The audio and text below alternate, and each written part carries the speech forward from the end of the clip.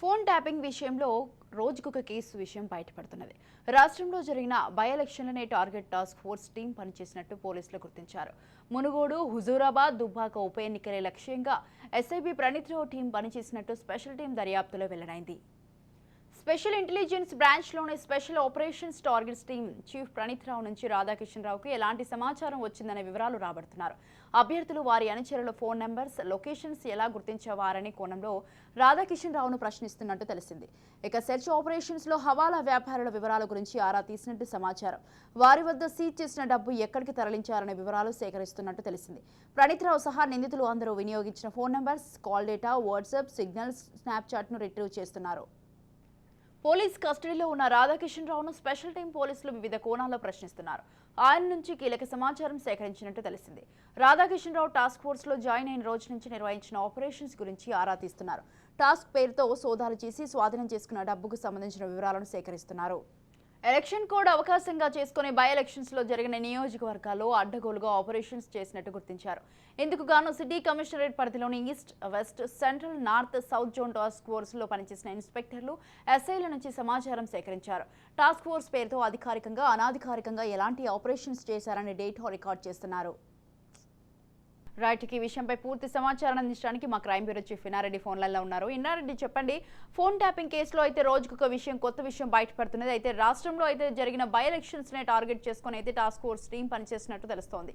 దీనికి సంబంధించి పోలీసులు గుర్తించడం జరిగింది. దీనికి సంబంధించి మీ దగ్గర ఉన్న అప్డేట్స్ ఏంటి?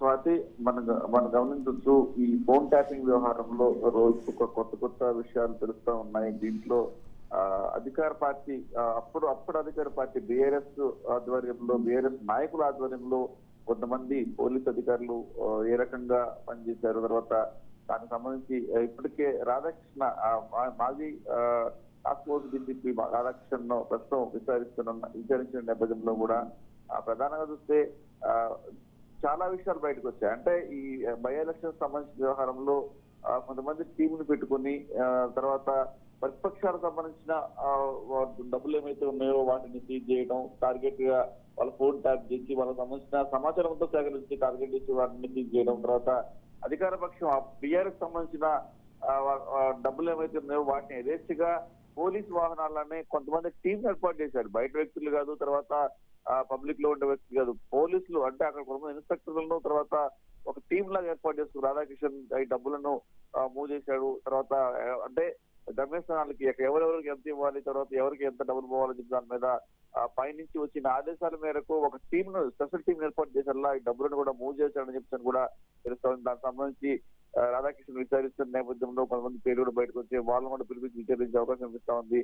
సో ఓవరాల్ ఈ ఎపిసోడ్ లో ఈ ఎలక్షన్ టైంలో డబ్బులకు సంబంధించిన వ్యవహారంలో పోలీసు వాహనాలనే వాడారు, తర్వాత ఇలా వాహనాలను వాడి ఆ డబ్బులను చేరవేశారని చెప్తాను. దాని మీద కూడా ఈ నేపథ్యం, అంటే ఈ ఎపిసోడ్ ఏమైతే ఉందో, ఈ డబ్బులను తీసుకెళ్లిన ఎపిసోడ్ ఏమైతే ఉందో, ఇది బీఆర్ఎస్ నేతలు మెడకు చుట్టుకునే అవకాశం కనిపిస్తా ఉంది. చివరకు ఒకవేళ కనుక ఎక్కడెక్కడైతే బీఆర్ఎస్ నాయకులు గెలిచిన చోట్ల కనుక అక్కడ పోటీ చేసిన అభ్యర్థులు కనుక కోర్టుకు వెళ్తే వాళ్ళు సస్పెండ్ అయ్యే అవకాశం ఉన్న నేపథ్యంలో దీనికి సంబంధించిన కీలకమైన సమాచారం సేకరిస్తున్న పరిస్థితి. దీంట్లో ఉన్న ఇన్స్పెక్టర్లు ఎవరు సహకరించారు, తర్వాత ఎంతమంది ఏ రకంగా ఎన్నిసార్లు డబ్బులు చేరవేశారు, దాని మీద పూర్తి స్థాయిలో ఇన్వెస్టిగేషన్ కొనసాగుతుంది. Swathi, thanks for the details.